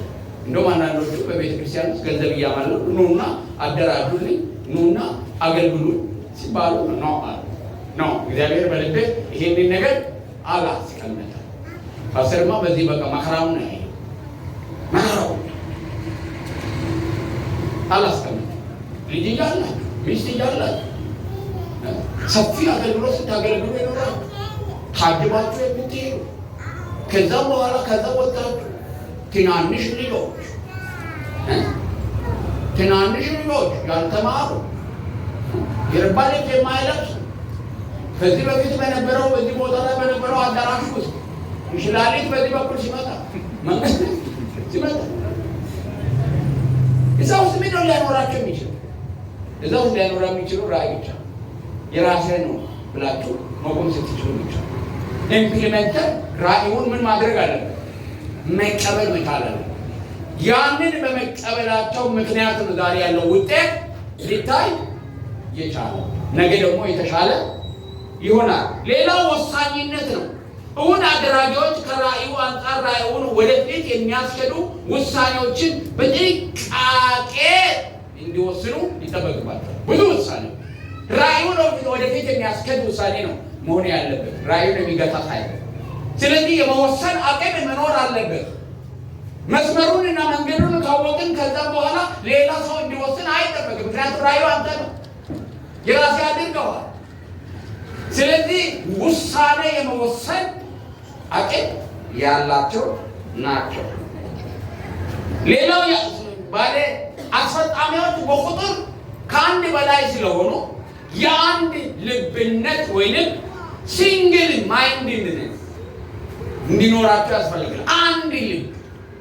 እውን አድራጊዎች ለራእዩ ሙሉ በሙሉ የተሰጡ መሆን አለባቸው። ይህ መሰጠት እስከ ራእዩ ግብ ድረስ መቀጠል አለበት። እንደ ካሌብና እንደ ኢያሱ አንድ ልብ ነበራቸው ራእዩ ግቡን ስለሚመጣ። ስለዚህ አስፈጻሚዎች ይሄንን ሁሉ ጊዜ እግዚአብሔር ጠርቶኛል የምትሉት የዋቶ ፋይት ለዚህ ለአንድ ልብ አገልግሎት ስኬታማ የሚሆነው አንድ ልብ ሲኖር። አንዳንድ ጊዜ የኛ ከመረዳት የተነሳ ከባህሪም የተነሳ የምናመጣው ልዩነት የአንድ ልብን መንፈስ እንዳያጠፋ በጣም ጥንቃቄ ማድረግ መቻል አለብን። የዛን ጊዜ ሁለት እርምጃዎችን ነው መውሰድ ያለብን። ጠቃሚ የምንለውን ሀሳብ ወይ መጣል ወይንም ከዛ ቲም ውስጥ ራሳችንን ማውጣት። ገብቷችኋል ወይ? ሀሳቡን ምን ማድረግ መተውና ሌሎች የተቀበሉትን ሀሳብ ይዞ ወደፊት መሄድ ኖ ካልሆነ ደግሞ ራስን ከዛ ማውጣት። እነዛ የቀሩት በአንድ ልብ ያን ራእይ ምን አድርጎ ይዞ እንዲቀጥሉ። ይህን በደንብ ዳንቃራ አትሁኑ። በሰው እግዚአብሔር በሰጣቸው አገር ራእይ ውስጥ አንዳንድ ጊዜ ቅድም ነግሬያቸዋለሁ። አንዳንድ ጊዜ በማናምንበት ነገር ግን ለእግዚአብሔር ስራ ትልቅ እንቅፋት በማይሆን ጉዳይ የልብ አንድነትን እንዳያጠፋ ጥንቃቄ ማድረግ አለብን። ጥንቃቄው ሁለት ነው። አንድ መውጣት ነው። ሁለት ደግሞ ሀሳቡን ወደኋላ ማድረግ ነው። ምክንያቱም ራእይ ሁልጊዜም ተግባራዊ እንዲሆን ምን ያስፈልጋል? አንድ ልብ በአስፈጻሚዎች መካከል ያስፈልጋል። ሌላ ተገዥነት ነው፣ መሪነት ነው። እውን አድራጊዎች ሌሎችን የሚመሩ ብቻ ሳይሆን ሌሎችንም ለአመራር የሚያበቁ መሆን አለባቸው። መሪነት ማለት እውነተኛ መሪ ብዙ ሰዎች የሚከተሉት ሳይሆኑ ብዙ ተተኪ መሪዎችን የሚያፈራ። ስሙ፣ እውነተኛ መሪ ብዙ ሰፊ ህዝብ የሚከተለው ሳይሆን በጣም ብዙ አገልጋዮችን፣ መሪዎችን፣ ተኪዎችን የሚያፈራ ያንን ነው የምንሰራው። ሁሉ ጊዜ ስንሰራ እኛ አንድ ቀን አገልግሎቱን ማቆም እንደምንችል ማመን አለብን በድፍረት። አንዳንድ ጊዜ ይሄንን አንደፍርም። እኛ ግን ከዛ አገልግሎት ሲወጣ አገልግሎቱ ራእዩ ባለበት ሁኔታ መቀጠል አለበት። የዛ ጊዜ ነው እውነተኛ መሪዎች መሆናችን የሚታወቀው። እኔ ከወጣው በኋላ ይሄ ራእይ እንዳለ የሚቀጥል ከሆነ መሪ አፍልቻለሁ ማለት ነው። ፓስተር ከወጣ በኋላ ይሄ ቤተክርስቲያን አሁን ባለበት ሁኔታ የሚቀጥል ከሆነ ፓስተር እዚህ ቦታ ላይ ምን አድርጓል? መሪዎችን ተኪ አፍርተዋል ማለት ነው። ይሄ ራስ ተኮር ላይ የሚሰሩ ስራዎች አይታችሁ እንደሆነ ያ ሰውዬ በቦታው ላይ ከሌለ አገልግሎቱ ሁሉ በቦታ ላይ የለም። ስለዚህ አስፈጻሚዎች መሪዎች መሆናቸው የሚታወቀው ሌሎች ተኪ መሪዎችን የሚያፈሩ ለዛ ደግሞ የሚሰሩ ሲሆኑ ነው። ሌላ ተገኝነት ነው፣ ሳብሚሽን። አስቀጣዮች ራእዩን ወደ እያንዳንዱ ልብ የሚወስዱና ከራእዩ የተሰጣቸው ክፍለ ስራ የሚያከናውኑ በመሆናቸው ለራእዩ ታማኝ መሆን አለባቸው። ለራእዩ ታማኝ ካልሆናቸው አገልግሎቱ መቀጠል ፈጽሞ አትችሉም። ምክንያቱም ያላመንችበትን ነገር ወደ መሬት ልታደርሱ ትችላለህ። መጀመሪያ ማመን መቻል አለ።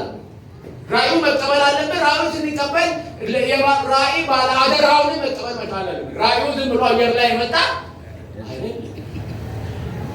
አይደለም። ስለዚህ ሳብሚሽን ደግሞ ሳብሚት የሚያደርጉ መሪዎችን እንዲያፈሩ ያደርጋቸዋል። እየጨረስኩ ነው። ሌላው ደግሞ ሰባተኛው መሰጠት ነው። መሰጠት ዴዲኬሽን። ራእይ አስቀጣዮች እግዚአብሔር የሰጣቸውን ችሎታና ጸጋ ተጠቅመው ከእግዚአብሔር የተቀበሉትን ተግባር ለመፈጸም መሰጠትና ብቻቸውን ቢተዉ እንኳን ኃላፊነት ወስደው ስራ መስራት አለባቸው። አንድ ጊዜ ፓስተርን እዚህ ቦታ ላይ ትቼ ይሄዳሉ ብቻ አይደል? ስንት ወር? አንድ 6 አይደለም ነገር ቢሆን 7 ወር አይወርም ያላል። ግን ስራው ምን ሆነ? እንደውም መቀጠል ብቻ አይደለም አድርጎ ብቻቸው ቢተው እንኳን ያንን እግዚአብሔር ለምክንያቱም ከኔ አይደለም ከማን የተቀበለ ራእዩ የማን ብለው ነው የተቀበለ? የእግዚአብሔር ብሎ አይደለም። በህይወት ሆነ መለየት እኮ ሞቱ ማለት አይደል? በሞቱ መለየት አለ። ስለዚህ ለዛ ዴዲኬሽን ያስፈልጋል፣ መሰጠት ያስፈልጋል። ሌላው ፈቃደኝነት ነው። ራእይ አስቀጣዮች መስራት የሚገባቸው ስራ ሁሉ ለመስራት የፈቀደ ልብ ሊኖራቸው ይገባል። ራእዩን፣ ስራውን፣ አገልግሎቱን በሚፈጽሙበት አውድ ውስጥ ለመተግበር ፈቃደኛ መሆን አለባቸው። አውዶቹ ይለያያሉ። ሁልጊዜም ግን በዛ አውድ ውስጥ የሚሰሩትን ስራ ነው የሚያስፈጽመው። ይሄ ፈቃደኝነት ነው። ሌላው ጽናት ነው። ይሄ በጣም ወሳኝነት አለው። በጣም እየቸኮልኩ እንደሆን ካውቃለሁ። ዛሬ ይሄኛውን አጠቃለን በሚቀጥሉት ሌሎች ኬሶች ላይ ትኩረት ማድረግ እንድንችል ስለሚፈልግ ነው። ትንሽ ታገሱ። ጽናት ነው። ራእይ አስቀጣዮች ስራቸውን ወይም አገልግሎታቸውን ለመፈጸም ሊያስከፍላቸው የሚችለው ዋጋ ለመክፈል እስከ መጨረሻው ጫፍ ድረስ ለመዘርጋት መጽናት አለባቸው። ጽናት አገልግሎቱ ውጤታማ የሚያደርገው ጸጋ በጸጋ መሆናቸው ብቻ ነው። ግን በዛ አገልግሎት ላይ ካልጸናን በስተቀር ውጤት ማየት አንችልም። ለመጽናት ደግሞ ምን ያስፈልጋል? ዋጋ መክፈል ያስፈልጋል። ዋጋ ያስከፍላል። ጽናት ትዕግስትን ያደርጋል። ትዕግስት ጽናትን ያደርጋል። ጽናት ወሳኝነት አለው። አገልግሎቱ ሁልጊዜ የምንበረግግ ከሆነ የሆነ ነገር የነካን እንደሆነ ወዲያው የምንል ከሆነ አገልግሎቱ መቀጠል አይችልም። ስፍራችንን እንለቃለን። የአንዳንድ ሰዎች ባህሪ እንደ እንትን ነው። እንደ ቀንዳውጣ ታውቃላችሁ። ቀንዳውጣ ቀስ ብላ ቀንዳዋን ታወጣለች። እንደዚህ ለመሄድ ስትጀምር እሺ ትንሽ ጫፏን እንደዛ አድርጋችሁ አንዱን ይነቁ ቄቅሌል ብላ ምን ውስጥ ገባለች? ቅርፊት ውስጥ ገባለች። ጸንታ መጓዝ አትችሉ። ቀንዳውጣ አትሆኑ። ጽናት ያስፈልጋል። መከራን መቀበል ያስፈልጋል። አንዳንድ ጊዜ የሰዎች ባህሪ መሸከም ያስፈልጋል። መሸከም ድክመትን አይቶና አውቆ መሸከም ያስፈልጋል። ጸንተህ መሸከም ካልቻልክ ማሻገር አትችልም። ካላሻገርክ መሪ ማፍራት አትችልም። ዛሬ ደካማ የሆነ ሰው ነገ ተነገ ወዲያ ደግሞ ያንን አገልግሎት የሚሸከም ሰው ሊሆን ይችላል። ስለዚህ ተስፋ የምንቆርጥ መሆን የለብንም። ሁልጊዜ በጽናት መጓዝ መቻል አለብን። ጽኑ መሆናችንን የምናውቀው ደግሞ ሁልጊዜ ምን ሲፈጠር ነው? ተግዳሮት ሲኖር ነው። አለበለዚያ ጽናት አስፈላጊ እኮ አይደለም። ጽናት ማለት እኮ ተግዳሮቱን እየገፋ መሄድ ማለት ነው። ወደፊት ደልቆ እያል መሄድ ማለት ነው። እንደዛ መጽናት ይጠበቅባል። የመጨረሻው ደግሞ ስጦታ ነው። ራእይ አስቀጣዮች የተመደቡበትን ስራ ከግቡ ለማድረስ የሚያስችላቸው ስጦታ እንዳላቸው ለይቶ ማወቅ አለባቸው። ራሳቸው ራእይ ከግቡ የሚያደርሰው እያንዳንዱ እውን አድራጊ ራእይ አስቀጣይ በውስጡ ያለው ስጦታ በተገቢው መንገድ ተግባራዊ ሲያደርግ ጊፍት አለን። እግዚአብሔር በዳንበት ቀን ወይም መንፈስ ቅዱስን በተሞላ በዳን እግዚአብሔር በተፈጠርንበት ዘመን ላይ የተፈጥሮ ስጦታ ሰጥቶናል። አንዳንድ ጊዜ ያንን ስጦታ ወደ እግዚአብሔር መንግስት በማምጣት ለእግዚአብሔር መስዋዕት እናደርጋለን። ስንድን ደግሞ የተሰጠን ጸጋ ስጦታ አለን፣ በነፃ የተሰጠን በውስጣችን። ያንን ስጦታ ለይተን አውቀን ተግባራዊ ለማድረግ መወሰን መቻል አለብን። ሁሉ ጊዜ አገልግሎትን ከፖዚሽን ጋር ማየት የለብንም። በቤተ ክርስቲያን ፖዚሽን የሚባል ነገር የለም። ምን ማለት ነው? ይሄ የስታተስ የደረጃ አገልግሎት የለም። አገልግሎት ሁሉ ምንድን ነው? እኩል ነው። ልዩነት አለ እንዴ? የለውም። ትንሽ የለም፣ ትልቅ የለም። ሁሉም ማንን ያገለግላል? አንዱን ጌታ ነው የሚያገለግለው። አንዱን ጌታ ነው የሚያገለግለው። ስለዚህ ትልቅ አገልጋይ የለም፣ ትንሽ አገልጋይ የለም፣ ትልቅ ስጦታ የለም፣ ትንሽ ስጦታ የለም። በተሰጠን ነገር በታማኝነት መፈጸማችንን ነው እግዚአብሔር የሚያየው። እነዛን ጌታ ኢየሱስ ክርስቶስ ምሳሌ የተጠቀመባቸውን ሎሌዎች ያጠቃልላል። 5 የተሰጠው ነገደ፣ አመጣ፣ አፈራ። 3 የተሰጠው ነገደ፣ አመጣ፣ አፈራ። ግን የተሰጣቸው ሽልማት አንድ አይነት ነው። በቃ በተሰጠኝ ነገር ምን አድርጋል? መክሊት ነግዳልና ወደ ጌታ ደስታ ግባ። የመጀመሪያ 5 የተሰጠውን ብቻ አይደለም፣ ወደ ጌታ ደስታ በመግባት የአገልግሎታችን አይነት አይወስንም። ግን እግዚአብሔር የሰጠንን በታማኝነት መፈጸማችንና ማገልገላችን ነው። ስለዚህ አስቀጣዮች ስንሆን እግዚአብሔር የሰጠንን ጸጋ በቤተ ክርስቲያን ውስጥ ዲሲፕሊንድ በመሆን ተግባራዊ ማድረግ እጅግ በጣም አስፈላጊ ነው። አንድ ምስጢር ልንገራችሁ። በቤተ ክርስቲያን ውስጥ በታማኝነት አገልግሎት ማገልገል ትፈልጋላችሁ? በመሪዎች ዘንድ ታማኝ ነው። ምክንያቱም እግዚአብሔር የሰጠንን አደራ የሰጠንን አገልግሎት ዝም ብለን አንበትንም። መጣጉ ስለዚህ ነው እኮ እጅ ቶሎ ብላ አትጫና አትሹም የሚል ታማኝ መሆን አለብን። ታማኝነትን ማግኘት አለብን። አደራው መሸከም እንደምንችል ማሳየት አለብን። በጥቂት ነገሮች በትናንሽ አገልግሎቶች ውስጥ እግዚአብሔር በእኛ ውስጥ ያለው ነገር ለማሳየት ፈቃደኛ መሆን መቻል አለብን። እኛ የማናውቃቸው እዚህ ቦታ ላይ ይሄን 7 ዓመት በሙሉ ቤት የሚጠርጉ የሚወረውሩ ልጆች አሉ። እኔ ማን እንደሆኑ አላውቅም። ሁሉ ጊዜ ምን ሆነው ያለው ታማኞች። እነሱ እኮ ጌታ ጋር ሲደርሱ ምን ይላቸዋል? ፓስተሩ እዛ ጋር ቆመ እያለ የተሰጠን አደራ ፈጽመ ያለና ወደ ጌታ ደስታ ግቢ፣ ወደ ጌታ ደስታ ግባ የሚባሉት እነሱ ናቸው። ስለዚህ ወገኖች ይሄ መጨረሻ ምክሬ እግዚአብሔር በሕይወታችሁ ውስጥ የሰጠውን ጸጋ ለይታችሁ አውቃችሁ እግዚአብሔር ለሰጣችሁ መሪዎች ታማኝ በመሆን እዚህ ሆነ ሌላ ቦታ ታማኝ በመሆን ስታገለግሉ እግዚአብሔር ይሾማችኋል። እነዚህ ሰዎች እግዚአብሔር ሲያበዛልን ራእዩ ምን ይሆናል? ተግባራዊ ሆኖ ወደ ግቡ ይደርሳል። እግዚአብሔር በታማኝነት አስፈጻሚዎች እግዚአብሔር የሰጣችሁን ጸጋ ተቀብላችሁ በቤተ ክርስቲያናችን አስፈጻሚዎች እንድትሆኑ እግዚአብሔር ይሁን። አሜን። ነገ ደግሞ በሌላ ርዕስ እንገናኛለን። እንጸልይ።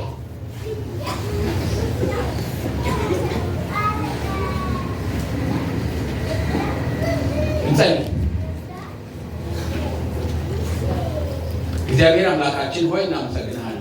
ይህ ሁሉ መንጋ በዚህ ስፍራ ላይ አስቀምጠህ በመንፈስ ቅዱስ በልባቸው ውስጥ በማኖር አንተን እንዲያገለግሉ አንተን እውነት እንዲያውቁ እያደረግህ ስላለ እናመሰግናለን። ከዚህ ሲወጡ ያለምንም እንቅፋት በውስጣቸው ያስቀመጥከውን ነገር ይዘው በሰላም ወደ ቤታቸው እንዲገቡ በኢየሱስ ክርስቶስ ስም ለአንተ አደራ አሳልፌ እሰጣለሁ። ነገ በሰዓቱ በዚህ ስፍራ ላይ ያለምንም እንቅፋት መጥተው ይህንን ትምህርት መከታተል እንዲችሉ ይርዳቸው። ክብር ሁሉ ለአንተ ይሁን በጌታ በኢየሱስ ነገ ያው